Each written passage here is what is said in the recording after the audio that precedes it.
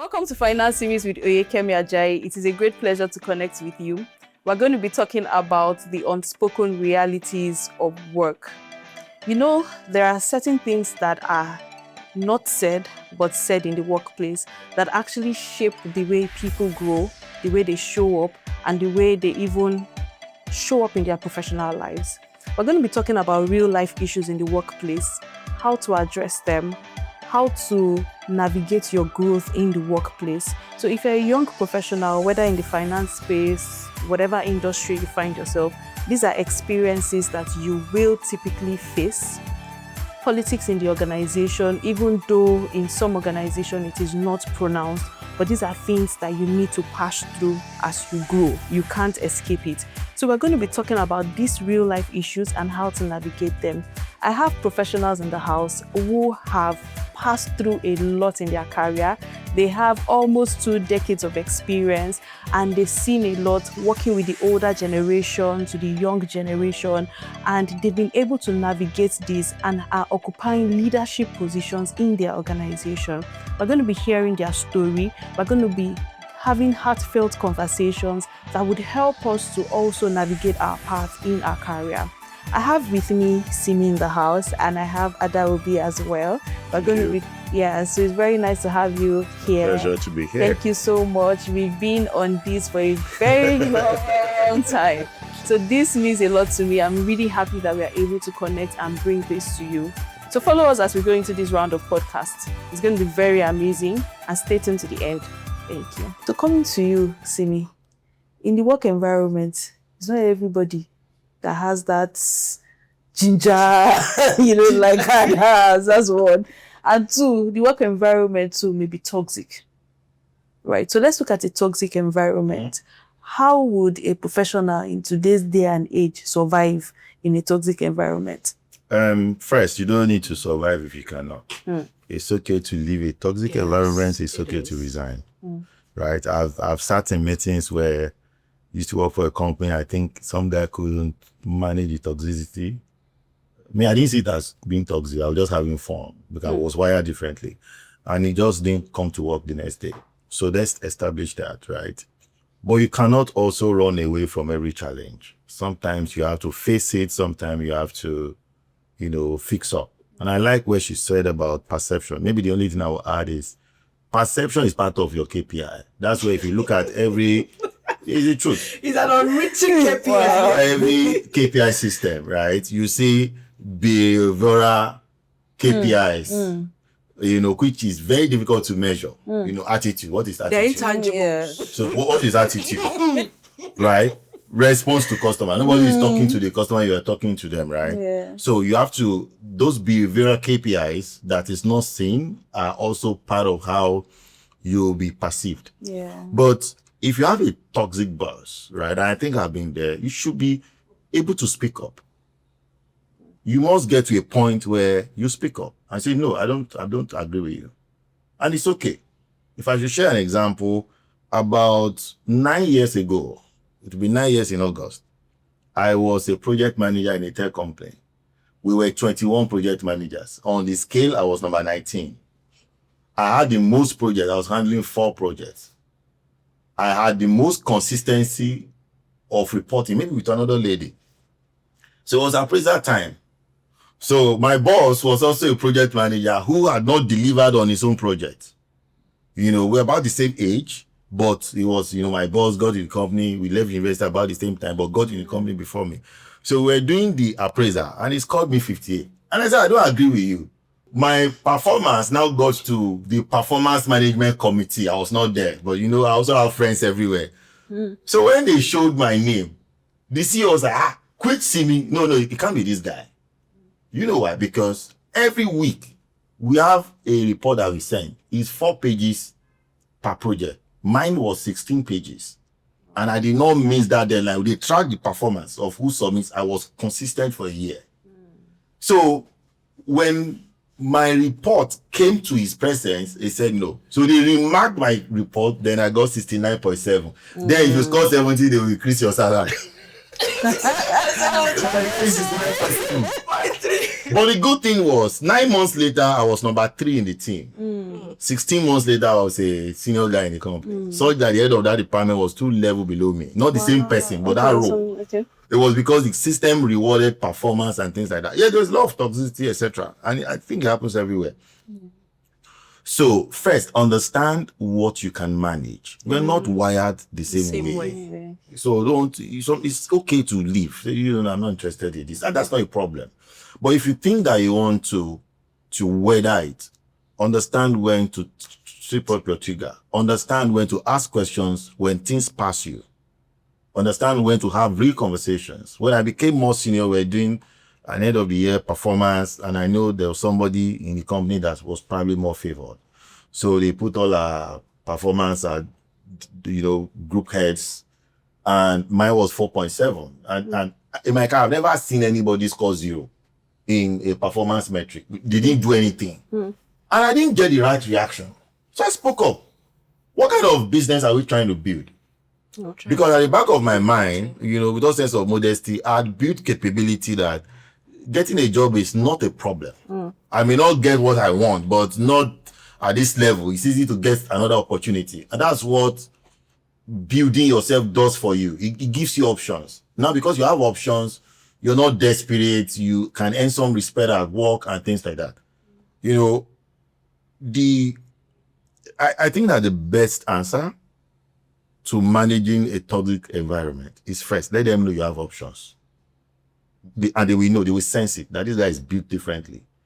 Try and challenge the status quo. Try to ask questions. Try to be able to communicate. As I wrap up, I don't know how to mention the year. I had a boss that didn't listen to my advice with one of my other colleagues. And we were trying to do a deal, and we gave her advice because in that area I was more experienced. Fantastic person, but 6 months later, cookie crumbled, we lost the deal. And this person called the meeting, packed all of us in a room and she said something. She said, if I go down, all of you will go down. But I said, no, I'm not going down with you. Because February, this is what I did. You didn't listen. And I said, you have to own up. You have to own this thing. We're not going down with you. Our job is to advise, and it's okay not to listen. It's okay not to listen. It's not a problem. But actually, come back with a better result. But we're working as a team. No, so see, one of the mistakes people make, my decision-making process is simple. There is my way. Yeah. Whether you like it or not, this is my way. And I'm experienced enough to know when to trigger my way. There is our way. Exactly. Consensus meeting, what do you think? There is also your way, where I will step back. So that's where leadership is, right? There are decisions that you make as a leader that may not make sense. And sometimes those decisions may not give the right outcome that you think it will produce. And that's okay. You should own up to your decision, right? I mean, that's what makes a leader. So what you're saying is, as a leader, you should own up, like take it that, yes, we made a mistake, or I made a mistake It's okay here. to say I make a mistake. It's okay to own I up make mistakes. as a leader. Right? Hold up. I didn't think it was going to turn out this way. Yeah. And I didn't take into account a lot of things, maybe because I was blindsided. I also didn't listen I to didn't your listen advice. to the feedback. However, how do we clean up this mess? Is a better position than you saying, if I go down, all of you go down. No, really. Because there are some people in that department, so you don't really know how much an individual will fight when pushed to the corner. And that's what a lot of people don't realize, right? And that's what he was talking about, capacity. You cannot always run away from a fight. When you keep running away from every fight, you will end up becoming a weakling that the company will know that you have no other option. It is your ability to fight that makes you valuable, that even when you leave an organization, the doors will still be open for you to come back, because you know that come what may, no matter the mess you find yourself, this person will stick you through. At certain levels, they will not just pick you because you have the technical skill. They will pick you because there are 3 other people that have spoken about your credibility and capacity to fight and stand. I want to add something about this perception thing, because I think it's extremely important. What I see a lot of people do is to play down the role of how people perceive you. For example, let's take a bank. There's only going to be one MD. In the bank, yeah. There could be 5, 6 EDs that are potential by Potential. skill level. There's always, Potential. in my professional opinion, I may be wrong to your audience, apologies up front. There's something a GM in a bank can do that an MD cannot do. Now, there's something an MD can do in terms of technical skill that the average GM cannot do. Because at that level, you are all executive leaders, right? Mm-hmm. But how do you manage? What's your social capital? Yeah. I may be more technical, I might have closed better deals. Maybe this guy just knows how to work with the political class. Mm. It could be something as simple as how you dress. I've seen it. Mm. I've seen some of us get some positions because he's just obsessed with wearing some fantastic suit. Mm. I've seen it many times in my career. Mm. It could be how you dress. It could even be, it could even be your citizenship in Nigeria. I'm not joking. There are different things. You don't know these things. You may not know these things. It could even be your ability to endure bullshit. Maybe it could even be trust. For you to enter certain rooms, there must be some level of trust. Yeah. Can you manage these conversations? If I should be a little bit open, you see your married boss who is a weakling with women, who chases everything in skirt. Can you manage it? Can you handle that kind of information? Without having to spread the there was something she said that the person you mentored, I can't remember, Deborah, yeah. Right? That she wanted to see you beyond this makeup, this nice looking guy that we hear the days. She wanted to see that part of you. So it's a lot of work to manage. People cannot deal with this. You see, when you come close to people, you see the weaknesses. You see the weaknesses because they don't really know. It perfect. Leads to people now either going to tell tales that you have no business telling. Mm. You see this thing he touched on? Oh my God. Mm. It's the other side of perception that if you don't weld well, it will bite you on the behind. Mm. When people bring you close, that pretty looking person on the ground has weaknesses that you can't see on the ground.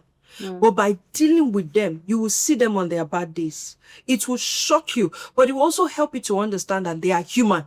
Exactly. Mm. It is now your ability to manage the humanity of your mentor and your boss. Realizing that, oh, wow, so this person is also a human. Compassion towards them endears you to them. It makes you come into that level of trust. This is a trusted hand that I know that come with me. Do you understand? Mm. They will suck it up, Mama Famora. Mm. They would still ignore and they will deliver. You have to qualify that. Apparently, studio. When my mentor speaks about me, she says, Ada is that one person that she's like a soldier. She sees everything happening, but her eyes is on the goal. Mm. I know you're having a bad day. It's okay for you to be having a bad day. But it's not going to change the respect I give to you. Mm. Do you understand? You see, that's the deal breaker for a lot of people in perception. Because we get to work with people, we see a lot about them. It changes the respect level we give to them. We now find it okay to talk to them anyhow. Forgetting that this person you're talking to anyhow can enter a room and tell them to lay you off. Mm. And you only saw one aspect that made you feel like it was okay to speak rudely to them or even say, is it not you that I said I was chasing that? There are some things that are called see and do not judge. There's a reason why they are sitting on that position they are sitting and you are not sitting down there, irrespective of their weakness. Mm. Can you honor that thing that has made them sit there and not look at the weakness? Because even you as a person, you have your own weakness. Mm. And what it has also helped me to do is the more I work closer with high ups, is I realize that if this person has this weakness and is sitting down here, anybody can fall. So what that says to me when I work close to you is, I work with you, I give you that level of respect, I keep my head squared all right. But it also helps me to take caution that is learning from you, because tomorrow I might sit in a position higher than you. If I don't deal with this weakness that I'm also seeing, it will become the downfall of my own when I get to that level. So I also need to deal with it. Maybe one thing that I probably would add as we wrap up this particular perception thing, you can also do everything right and still miss the opportunity. So true. So whilst you're chasing that opportunity, my strategy is don't be emotionally too attached to the opportunity. Then don't think that that is the only opportunity that For exists. you. Have this mindset that there's versatility of opportunity. Because again, I've read a lot of books about these things, right? If you do what you're supposed to do, if I had a boss who would tell us that, if you do what you're supposed to do, Yeah. and we don't pay you what you're supposed to earn, that's the exact way he tells us. Another company will come and snatch you, and pay you what you're supposed to earn. And then I was quite young in my career. I was like, what's this man saying? But later, I understand it now. So there's no input in the professional place of work that you put into what you do that will not yield an eventual positive outcome. It may not yield in that organization. So true. But these things will eventually catch up with you in a good way. Wow. So don't let anybody actually make you change who you are. For those who are on the right path, don't say because I wasn't rewarded in company A, then I go to company A and I start to misbehave. It will catch up with you. Stay consistent, stay unchangeable, keep improving yourself because like you rightly said, life has a way of rewarding you. That's true. That's true. Life has a way. We live in a circular universe. It has a way of rewarding you. It might not be now, it might not be 2 years, it might not be 10 years. So this thing he said is the wildest happenings in life. The person who dragged me for not being competent in an organization 5 years down the line was the same guy. His friend was setting up an organization and he said, I need a lady who can know. And he said, I know a lady for that job. Yeah. He was the one that fought me in politics as a man in an organization. And in my mind, this is the Not my most sponsor. toxic individual. But how I graciously handled that incident. I remember Christmas of that year, I sent him a gift. That was, yes, intellect of the only. The Holy Spirit said, give this person a gift so that all forgiveness will not stay in your heart towards you. So it was my own personal, relationship with God telling me, don't let unforgiveness dwell in your heart. Yeah. Release him because I'm a Christian. The Bible says, owe nobody nothing but love, right? You owe no man anything but love. When you do that, the universe has a way of paying you. Keep expecting that returns. Keep expecting the harvest for the good job you've done because it will come. There's always a day of reckoning. Yeah. Never in my wildest imagination did I think it was when I was out of a job, not knowing what I wanted to do in my life, that an appointment would come calling from somebody who made my life perceived a enemy. living hell. He made my life a living hell that I resigned. So you see toxicity. Oh, I was in That's what I was just saying. Just move on. at that Mental point, health. but they knew that I had options. So it wasn't a question of you can't hold me ransom. I'd done everything I knew to do and I just had to bow out.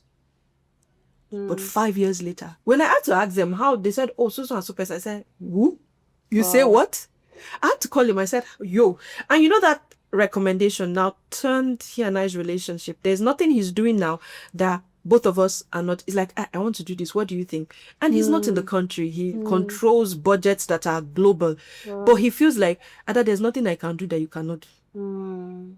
You taught me a lesson never to judge a book by its cover. I didn't know I was teaching him a lesson in the interaction. To me, I felt like I was one on the receiving end. He was just suppressing me being a man, and because the environment awarded Allowed it. men. And that's how I received it, not knowing that by my resilience, he was also being taught a lesson that will pay me back in 5-6 years later to give me a job that paid me millions as salary.